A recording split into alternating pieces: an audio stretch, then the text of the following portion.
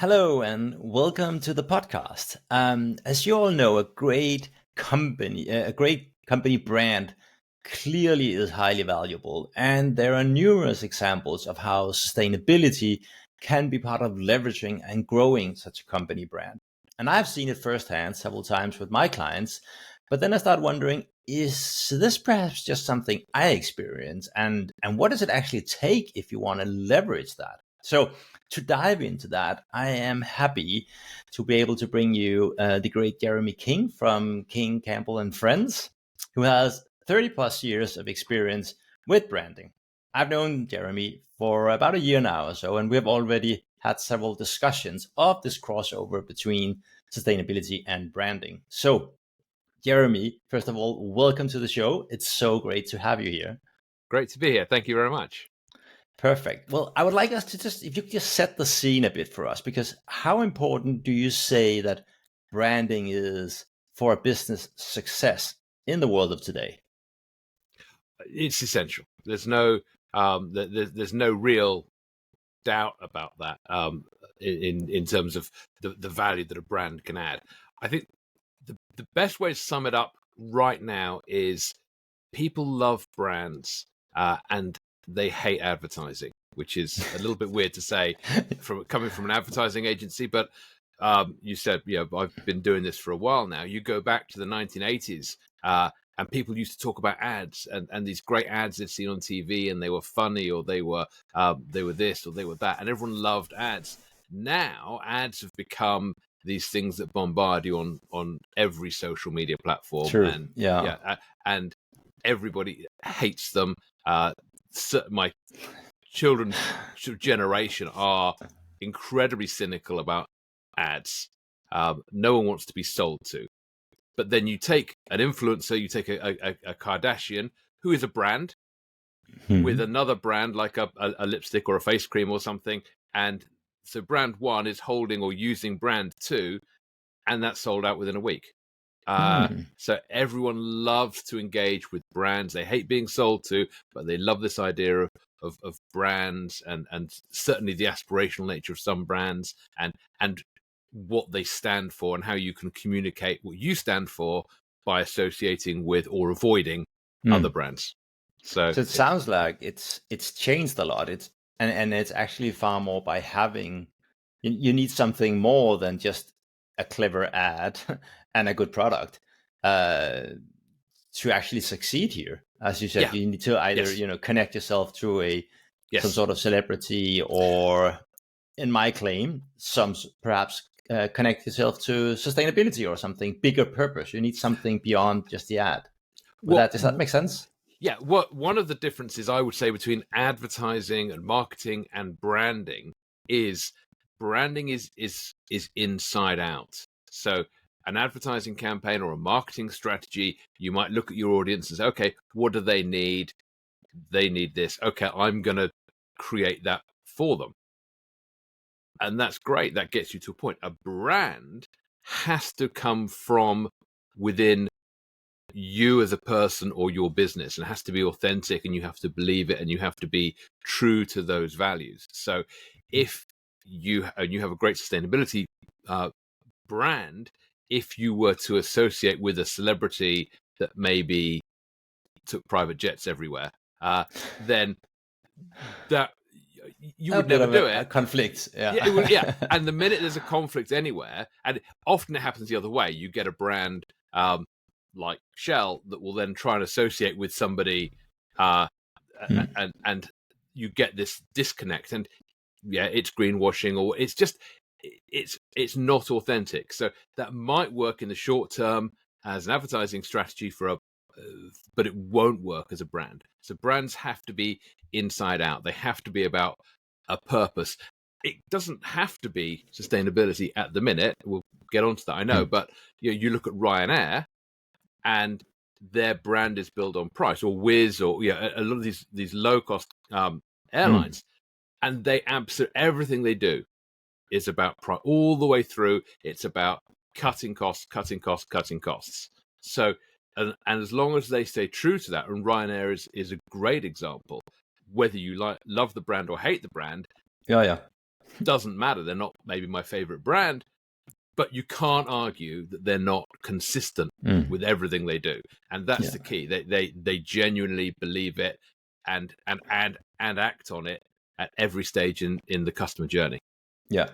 Yeah, so branding is that's the marathon, It's whereas the ad campaigns are the sprints on some sort of specific product or service or whatever it is you want to sort of get out. Yeah. Yeah. Okay. Yeah. Could you give a couple of examples of brands that you think successfully have leveraged their sustainability efforts? This is literally the worst question, because you sent me these questions and I thought, I've got to have some really cool brands that no one's ever heard of and go, oh, these guys are really breaking through.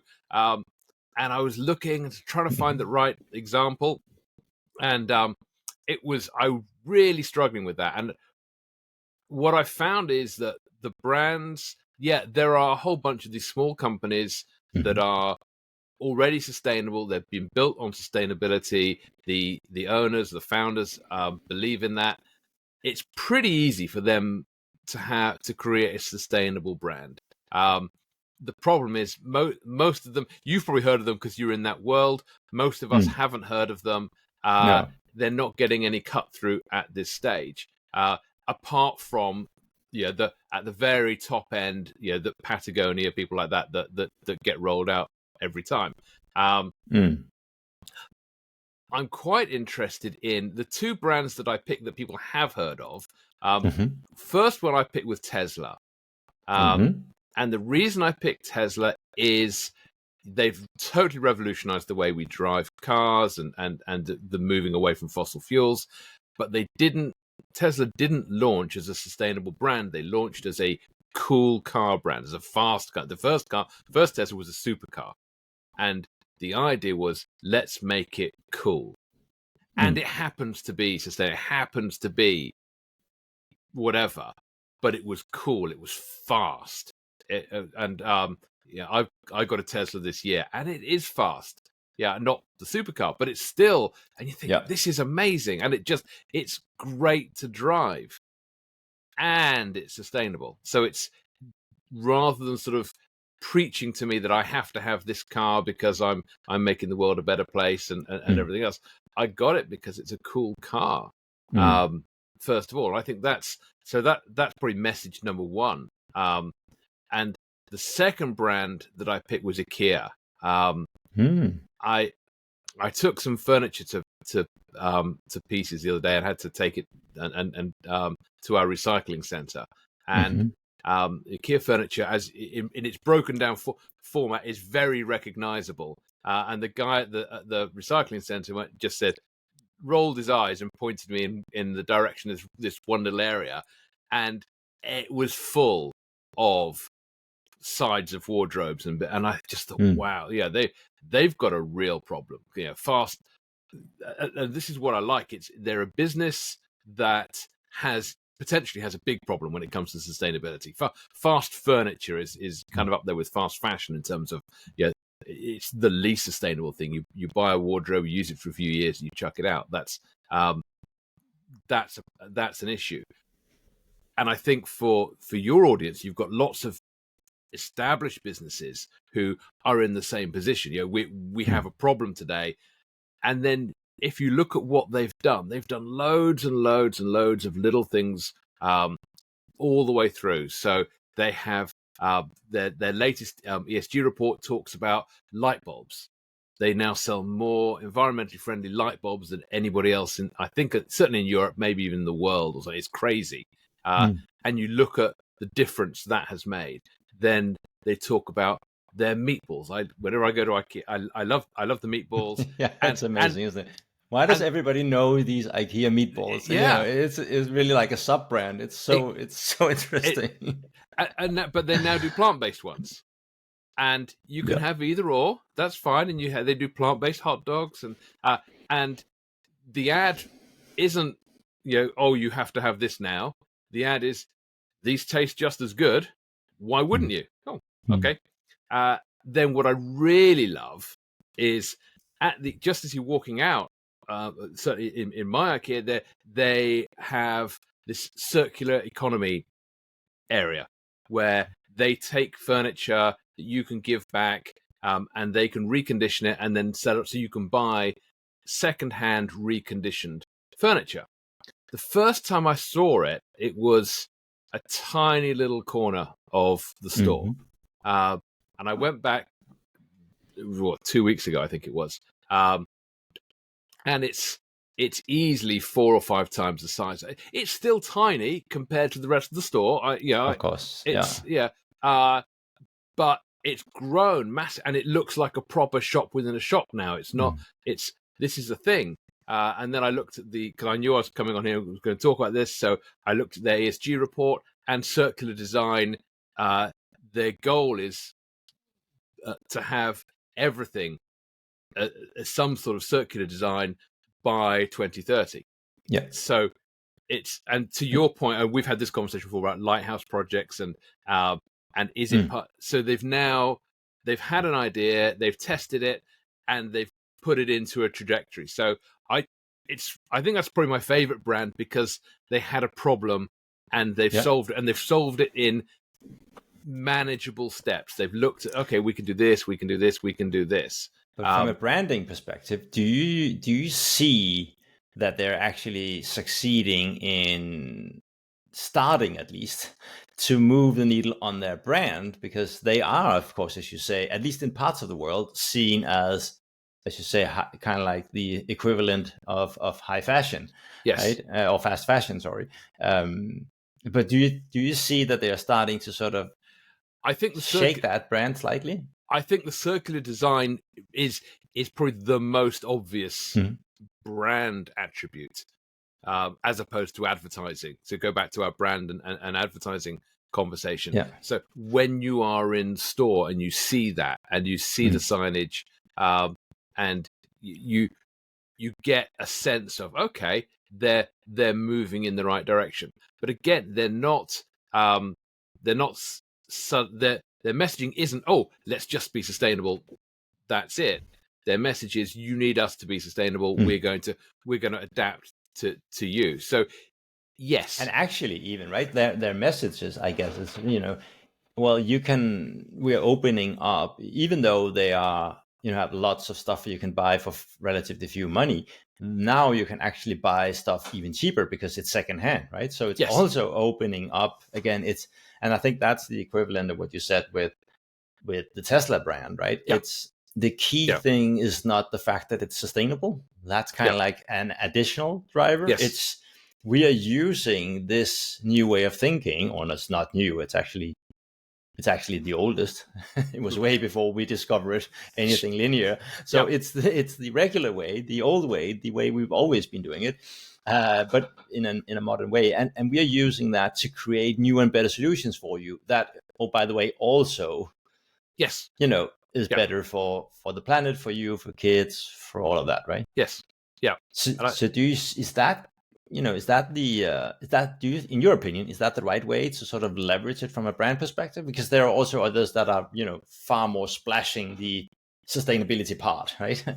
My nervousness about splashing the sustainability part is that if you can't live up to the standards that you set, then you're opening yourself up. The big difference now, there's a risk side to the splashing part. We all communicate through social media, and you look at and I love using politics as an example, because everyone gets it, everyone can see it. You can't in politics, go back 50 years and politicians would tell lies that were not necessarily they were withholding truths, let's put it that way. And we didn't know everything that was going on. Let's say the Cuban Missile Crisis. We didn't know what was happening behind the scenes. We couldn't know, and if we had known, we would have been even more scared than we were. Today, the Cuban Missile Crisis happens, and everyone's got a phone, a Twitter account, or an X account, Facebook, whatever. All of that information is instantly available. So a politician acting the way they were 50 years ago, saying, oh, no, it's not happening, is dead. because we can all see that it is happening. So what worked then doesn't work now. And the same is true for brands. If you say one thing and it's not true, you will get found out. It's not, they're almost impossible to keep secrets. Yeah, even national state agencies struggle to keep secrets. So yeah, if you are, so never mind, you're a small piece out of the what's going on in the back of the company, in the factory. There will be somebody in your factory somewhere with a cell phone that will take a picture and say, oh yeah, we say this at the marketing guys say this is what's happening in reality. So if you haven't got that end to end, then you're at some point it will come back and bite you. So that subtle way of growing it. Yeah, but actually,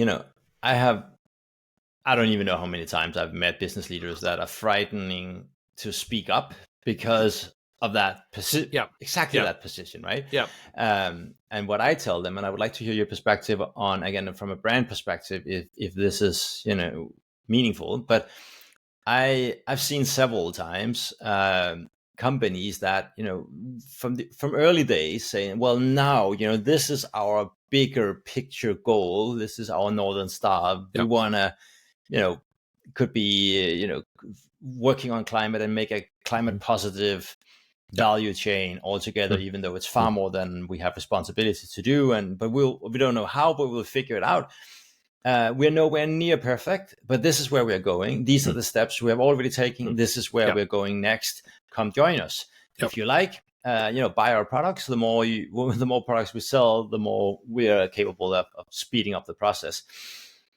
So they're clearly telling that they have, the huge, meaningful vision for where they're going. The mission they're on is critical, and it's something that that's appealing.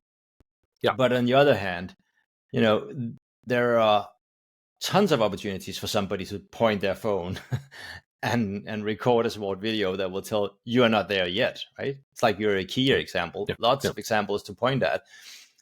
But in my experience, as long as you're really open about, no, we are not there, but this is where we are going, and we are taking meaningful steps, and these are the next couple of steps we're planning to take, you can actually leverage the power very early on. But is that still the case? Because I've seen that happen several times over the last 10 years or something. But would you still go with that kind of approach today? Yes, 100%. It's if it's authentic, and if you mean it and are going to stick to it, then you've said there's nothing wrong with standing up and saying, we're not there yet, or this didn't work. If you remember, there was an Apple product a few years ago called Mobile Me, which bombed, and Steve Jobs got up on stage and said, we're killing this product called Mobile Me because it sucked.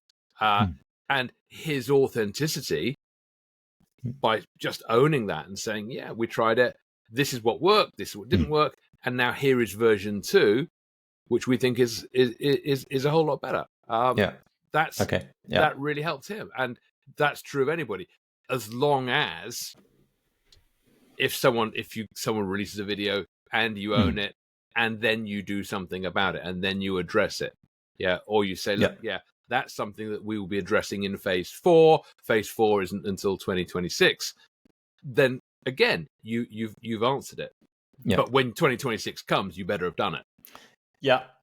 Or at least we tried, or we've been doing this, or we learned this instead. And you can show what you have done, and you can show that it's part of a sequence. So it's the consistency, and it's actually walking the talk.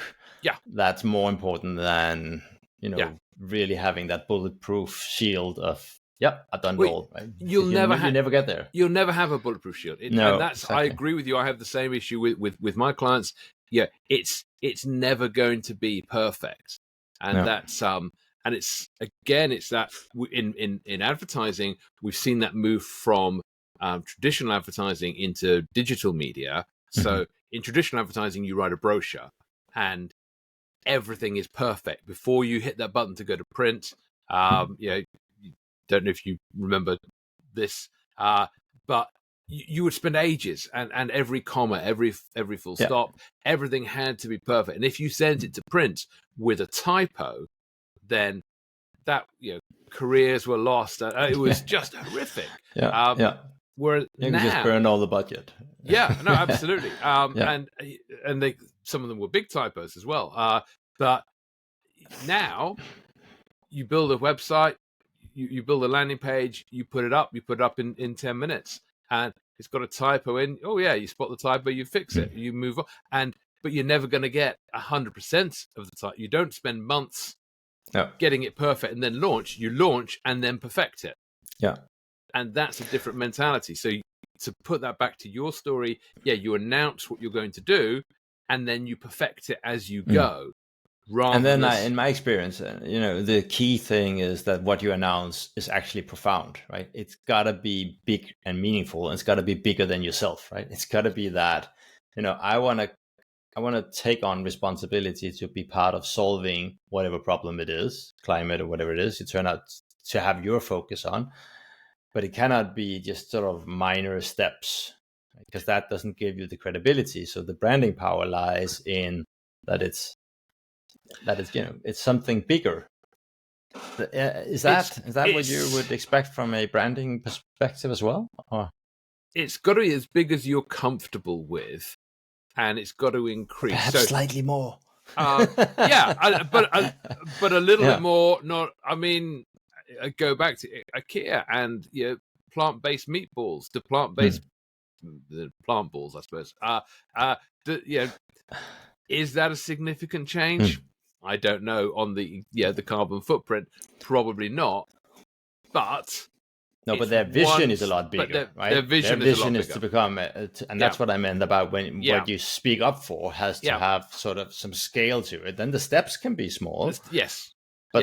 But don't stand up and say, what we are going to do is we're going to shift in our canteen to plant-based meatballs as an alternative. That's our vision. That's it. That won't get you anywhere, right? Yeah. You need to have something. Yes, but a bit hairy.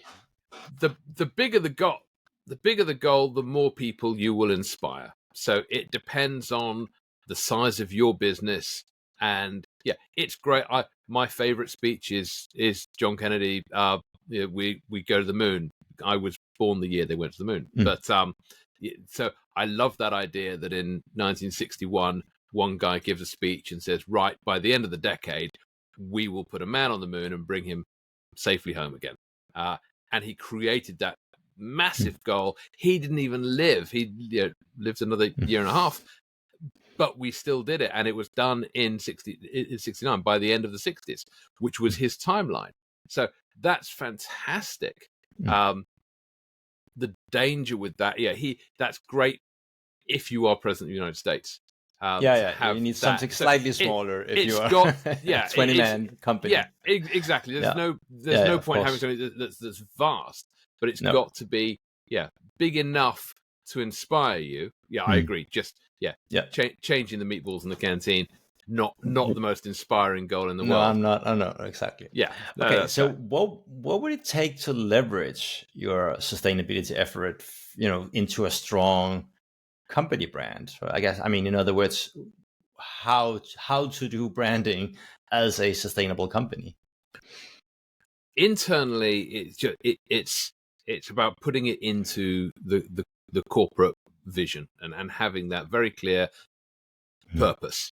And if you look at all the studies, McKinsey do great work on this and link in sustainability to a company purpose. And then that purpose is communicated through all of your internal and to an extent your external, but look at the internal side first. Then everybody that comes in contact with you as a supplier, as an employee, gets that sense of purpose straight off the bat. And, okay, I'm here for a reason that is more than just getting paid and more than just getting a client. I've got to do, and we get it as, you must have had this as well. I've certainly had it as a consultant, where you go into a business and there are some businesses that, it's all about the money. I do a service, they give me some money, we shake hands, that's fine. And there are other businesses you go into and it's much more than that. They say, yeah, of course we're going to pay you to do the job, but we also need you to be aware of this. We need you to do this. We need you, and you just get that feeling of, oh, Yeah. I've joined. I'm part of a bigger purpose here. And you get that even as a supplier. You think, oh, that's pretty cool. I like that, and that's really compelling. So, and I said at the beginning, brands are inside out. So once you've got that, if you've got everybody in your organization thinking that, feeling that, and acting like that, so every salesperson, every person you meet, every delivery driver, every customer touch point where there is a person or someone who's written a piece of copy or whatever, that is already infused throughout the organization. Then when you send a message or an ad or a Facebook post or something like that, it will resonate with the rest of the organization really, really well. But you have to have got the internals right first.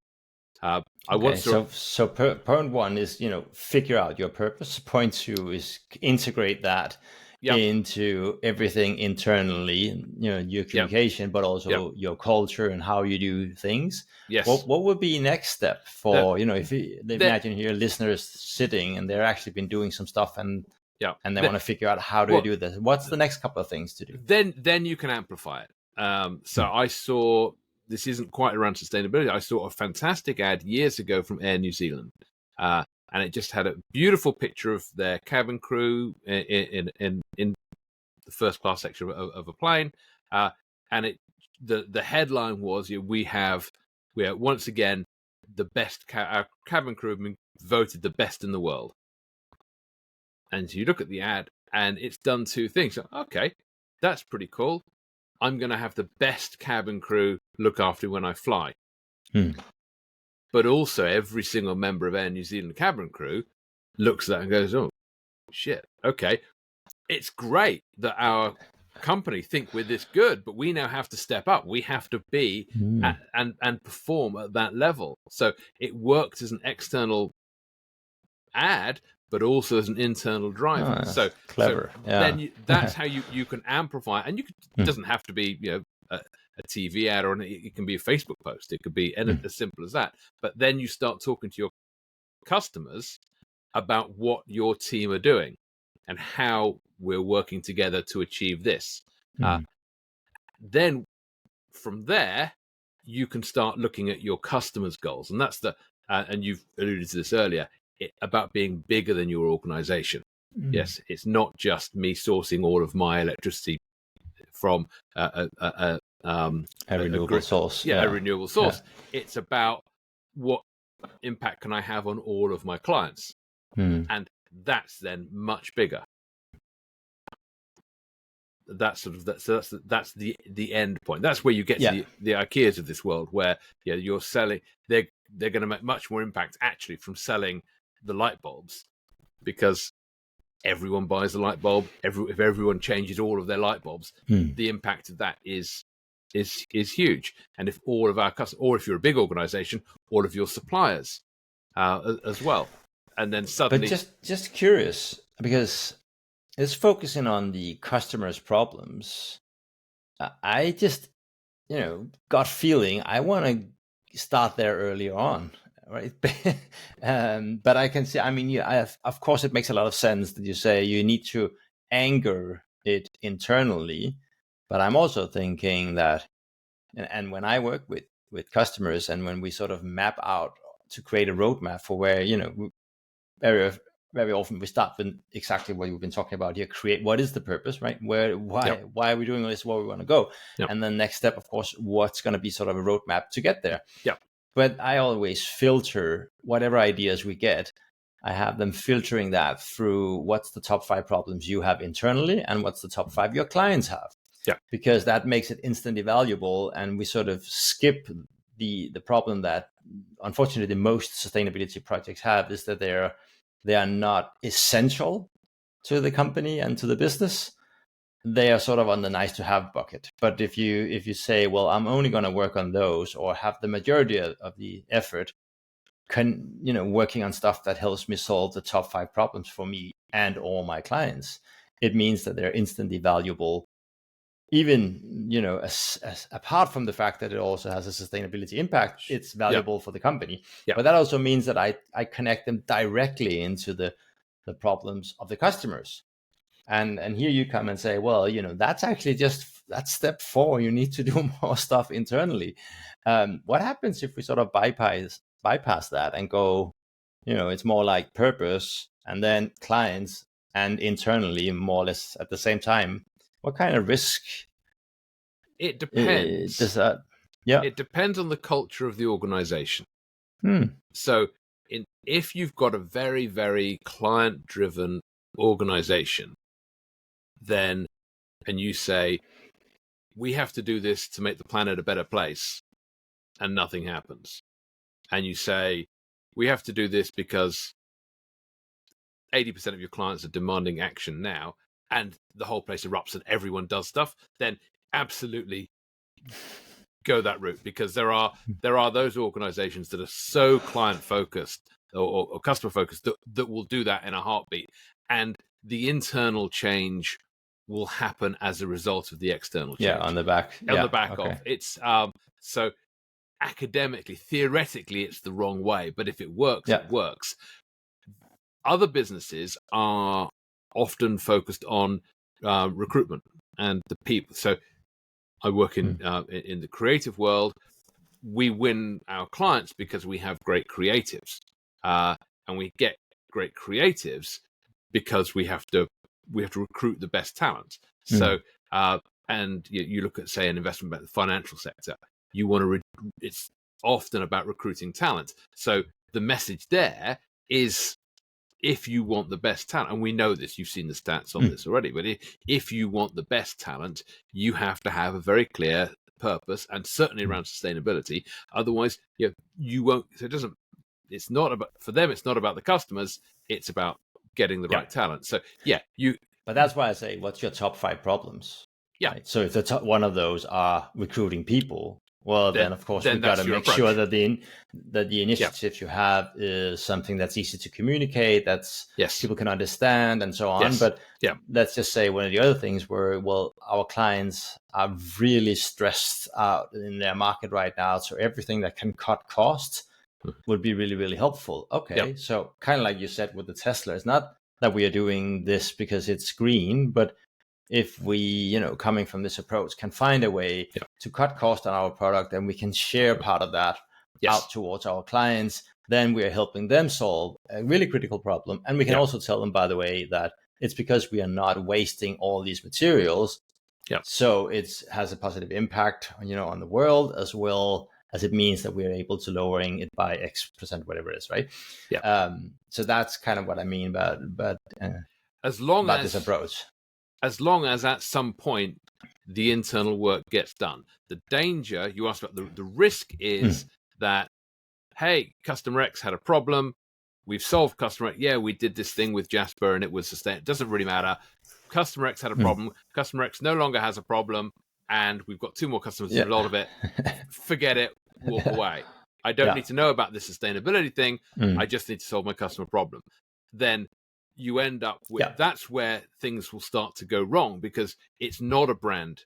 That's a marketing strategy to win a couple of clients. It's not a brand. Good point. A brand strategy, because it hasn't gone through the whole organization and really changed the culture of the organization. So if you do it that way, you've got to go back and get the back end done. And that's a much harder sell. At that point, that's really hard, because the board of directors are like, well, hang on, we had a problem, we've solved the problem, that's it.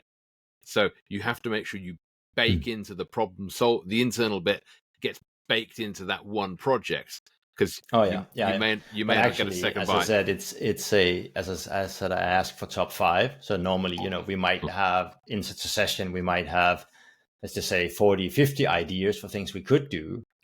And then we filter them through these top 5, right? And then, we might end up having 20, just to say something, actual initiatives, and then plan what's the order, what's the sequence of this, what do we do? So some will be good for the company to solve problems, some will work for clients, but I get your point that it's important to make sure that you actually add culture related initiatives to make sure that this becomes a part of it in your implementation. Yeah, because then if you get the culture bit right at the end, then you don't have to repeat it. No, you shouldn't have to repeat it. That should be the. You only need to upgrade the ideas, of course, Correct. because new Yeah, opportunities arrive. yeah. Yeah. Yes. Okay, that's great. What? Let's just imagine we have a company here, right? So they're taking some of the steps that we just talked about. They have now a clear idea about where they want to go, what kind of impact they're making on the world. It's clearly bigger than themselves. They are starting to take action. They have specific results to create, and then then they work with you or somebody similar to get this up and running. What would you say could do for a company? I mean, do you have a couple of examples, either of brands you work with yourself or that you see where you could say branding has really made a difference for that company, and it's how successful it was? Ideally on sustainability, but if not, then on something else that has some sort of purpose angle to it. The branding has made a difference in what way? Just in their business overall, for their business success. Yeah, how they're doing, right? On their revenue per profit. How are we doing as a company? Okay. I'm trying to think how of a great example of that. I'm certainly the way the brands that we've worked with that are moving in the sustainability or moving in that direction at the minute.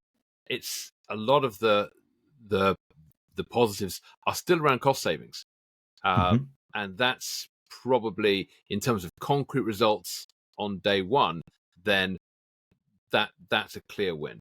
Yep. In terms of, traditionally, as you build a brand, then it does several things for you. It enables you to charge a higher price. It enables you to recruit better people, and when you come to, if you come to sell your business, then it becomes a fairly significant chunk of your exit money, assuming that you're building a brand, or assuming you're building a company to sell. So, in terms of exit, I haven't got any great examples at the minute of brands that have sustainability led brands that have built up to an exit. There must be a couple, but it's still pretty early stages. The other two, in terms of cost savings, in terms of increased pricing, that's you can look across. Again, Patagonia is the obvious example. It's a lot more expensive to buy a jacket from Patagonia than it is from any other high street brand, Primark I can or actually something. think of now that you mention it, a company. I forgot what they're called today. They're owned and called Taket, but they used to be before they were bought. And right now I can't remember what they were called. This is probably, I don't know, 8-10 years ago they were bought, but they had for like 5, 6, 8 years, 10 years perhaps even, worked really, really seriously on circular economy and sustainability, and they create carpets and all kind of sort of flooring materials, and they were just around 2012, where still the economy was still hit hard. They were bought by Taket, which is one of the biggest carpet manufacturers in the world, and at a significantly higher price. I don't have the numbers, but compared to their value. And then quite interesting, I remember the story about the guy that their CEO, he was at Davos, invited in there, and then he was sharing a cab to the event, the airport, and then some guy calls in and they start chatting, and he said, "Oh, you must be the CEO from," and then they mentioned not the name Taket, but the sub brand that he bought, which is like 100 times smaller than the company. He was just like, okay, so I'm apparently recognized for that tiny company in there, relatively, that we bought. So that was kind of like a bit of a testament to the value of it, when you sort of now are in a setting where they also started talking about sustainability and all of that. It's kind of like, you're the CEO from, it's actually Taket, but yes, so, no, that's that's got me thinking. Green and Black's chocolate in the UK was Hmm. sold to Cadbury. So Cadbury are now part of Kraft and a huge organization. But Green and Blacks were one of the first chocolate brands that were, I can't remember if they would describe themselves as sustainable, but certainly it was Hmm. authentic, it was high quality, premium. So it had a great brand, it had a price premium, and that was based around fair trade specifically. Hmm. Um, Mm. so it had all of that authenticity around it, which Cadbury's used to have and still had to an extent, but following the acquisition had lost a lot of its brand equity, a lot of its sort of uh, the positive vibes that it had from. Again, to your point, Cadbury's was one of the first brands in this country that provided housing for its employees, Mm. and so had that full sort of circular uh, community. That's the word I want. Hmm. Yeah. That was all lost, and that's back in the 1800s. So that's all been lost, and it became a very commercial organization. Then got bought out by an even more commercial organization. So all of that has gone, and to retrieve some of that, they bought Green and Blacks, and they paid a premium. Again, I don't have the numbers, but Mm. they paid a premium for Green and Blacks for that authenticity. So, Yeah. and in this case, yes, it was fair trade, but it's still about looking after your supply chain, Yeah. and all Yeah. of Yeah. these things that feed into sustainability. So, yes, And don't remember, these are years ago, I'm assuming, and back yeah, then fair trade was a big more of a significant thing than yeah, today, right? And today you don't get away by saying, well, we're dealing with fair trade, yeah, because that's just a hygiene thing. So yes, but back then that was actually that was a thing, and a thing, and right? that's what's going to be to your point about how things move forward a little bit is yeah, we will get to a point with sustainability, I suspect, where that is a hygiene factor. Uh, Hmm. but right now, yeah, it's still something you can you can build a brand on.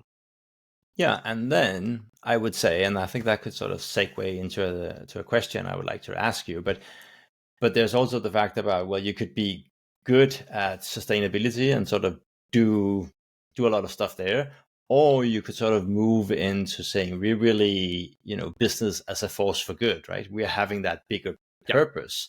yep, And that's still, in my book at least, a very clear separation from the vast majority that are starting to, get their act together and do more or less, but many quite a lot, but it's still focused sort of internally, and it's about more again about ourselves and our product. It's not that we want to make a bigger splash, that bigger yep, impact on the world. We're here to make an impact. So I was just curious to hear, because there are lots of different, I guess you could say, narratives or purposes, or you mentioned in the beginning, connecting yourself to celebrities, yep, or other yes, sort of tricks in the book, I guess you could yeah, say. yeah, yep, So if we were to look at sustainability as a branding tool compared to celebrity branding and other sort of aspects, how strong or how powerful a tool would you say it is? How would you sort of rate it? Where would you put it on a top 5, top 10 of tools you have? Is it sort of at the upper yeah. end, or what's it like in the world of today? Right now, it's at the upper end. There's no question. There's no question.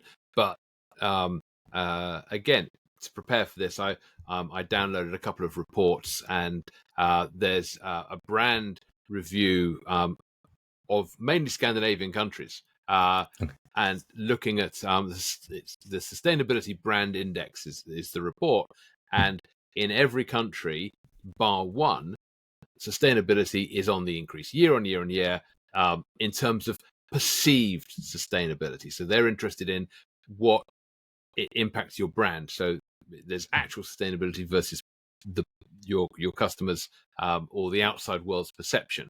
Uh, Yeah. in Norway, it's declined for the first year, um, Mm. and their take on that was people in Norway have been hearing about this for a lot longer than maybe other countries in Europe, and they're just it's not new and exciting for them anymore. Yeah, and it's becoming, oh yeah, of course you're sustainable. Yeah, why would you not be? And you just said the same about fair trade. So there is a window which we are in now where if you are authentic, if you are taking a leadership role, if you are not just doing the minimum to comply with the EU regulations, if you do all of that and you do it now for the next 5 years, you can build a brand and you can take a really strong position. If you sit back and wait and say, yeah, okay, I'll get to that, I'm going to deal with price or design, like other things first, then you'll lose that opportunity will go, that window will close, and it will become, yeah, like fair trade, or free range eggs, or what. Yeah, it's like, well, yeah, of course it is, and then you'll just be punished for not doing it. That's the that's the interesting side. part, right? At some point, At some point, it flips the other way. The phrase you used was just using business to do good, and I love that idea. I think that's so. I got involved, or I got interested in marketing and advertising way back, as I've said. And there was a brand called Body Shop in the UK, which pioneered no animal testing. And the owner became a woman called Anita Roddick, became massively famous for this pioneering, and it was a proper pioneering brand. But they also were a shop on every high street. They sold products at a reasonable price, and they were pretty good products. It's not it's not £100 face cream. It was stuff that you the cheaper end of the market, but it was good quality stuff. And the idea that a business could also do good was just fantastic. It didn't have to be, to do good. And very much, this is the 80s, so the opposing view was, no, business makes money, you make all your money, and then you take some of your profits and you give it to charity. You go, there you are, I've done my bit. And her view at the time, revolutionary, was no, we will do, from day one, we will do both. Why can't we make money and be profitable? I think it was a £300 million business. So they did very well indeed out of the business, but they also changed the world. And now, when's the last time anyone bought cosmetics that were tested on animals? It's just not a thing anymore. And so you're right that there is no advantage anymore to that, but they probably moved on, right? I haven't checked up on them for a while, but it's just, again, you just gotta. There's always room for the upper 20-ish%, to sort of get ahead of the game, right? And it's a never-ending story. Unfortunately, we have all the problems to put at our hands that we to take care of, right? So there's endless ways where you can position yourself as we are part of the solution, right? So come shop with us, because that actually helps make the world a better place in this particular area that we have found that we care for, and where we have some sort of strategic connection that means that we can actually change stuff one way or the other, right? But pick one problem. So from a brand point of view, the answer will always be pick one thing and get really good at it. So sustainability isn't one thing. Sustainability is a huge area. Within that, yes, you've got to do the minimum or the legal requirement, and everything else, of course you have, but pick one area that you are going to absolutely lead in and own that one area. And you'll build a much stronger brand. Almost impossible to build IKEA has got the resources to do lots and lots of areas, but for most businesses, you haven't got that kind of money. So you pick one area. Most are not IKEA. Correct. Yeah. You find that one thing that either is the most relevant to your business, or the most relevant if it's entrepreneurial business, then if it's most relevant to you as the owner, then that's what you do. That's what lights you up and gives you your big goal, then that's the one area to focus on, and that will build a strong brand. I think that's really that's a good advice. I have one question to end with, and it's just sort of like to summarize it or sum it up a bit, because I would like to and this is, I know it's it's almost an insane question to ask, because I want you to predict the future, but still, go on. from your chair, if you sort of in your assessment of the role of sustainability in the marketplace right now, what role do you think sustainability will play in terms of who's going to be the winners in the business world of tomorrow? The winners, as I said before, the winners will be the people that act fast, that take action now and own it and emerge as leaders. There is a huge opportunity today to take a leadership position in this. It will be massive, it will be everywhere in 5 years' time, without a doubt. It's slowing down a little bit at the minute because of because of cost of living crisis and things like that. We will come out of this. We will need more sustainable solutions for everything. So if you take that opportunity now, in 5 years' time, you will be in a fantastic place. So the winners will be the people that act, not just do the minimum, but pick an area, pick something they believe in, set the big goals, and take action. And having had some success, then amplify that. Don't just, don't do a fantastic video, say, I'm going to change this, I'm going to do that, and then do nothing. For some people, you may be better off doing the big video and then taking the action. Me, I would rather take some action first and then do the video, say, this is what we've done, this is where we're going. So you've got that, whichever suits you, but take action, pick a position, do it now, because the window will close. It will not be,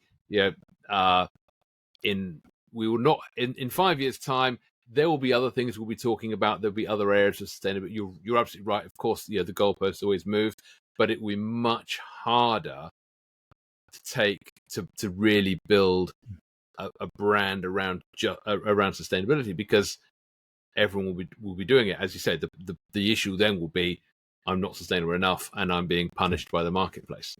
So all right. Well, thank you so much, Jeremy. It's been really, really good. If people listening to this think, this sounds interesting, I would like to connect with Jeremy, how do they do that best? Find me on LinkedIn. It's always the easiest way to reach out. It's Jeremy King, and then King Campbell Friends is all over LinkedIn. Probably the best thing to do. Yeah. Well, I'm guessing you're kind of branded and you're all over. I hope so. Let's hope that. All right. So, everybody, thank you for tuning in today, and please remember to subscribe. And if you like this and found it interesting, I would love it if you could just think of one person in your network that you think, this could be meaningful and valuable for this person, and then just forward it.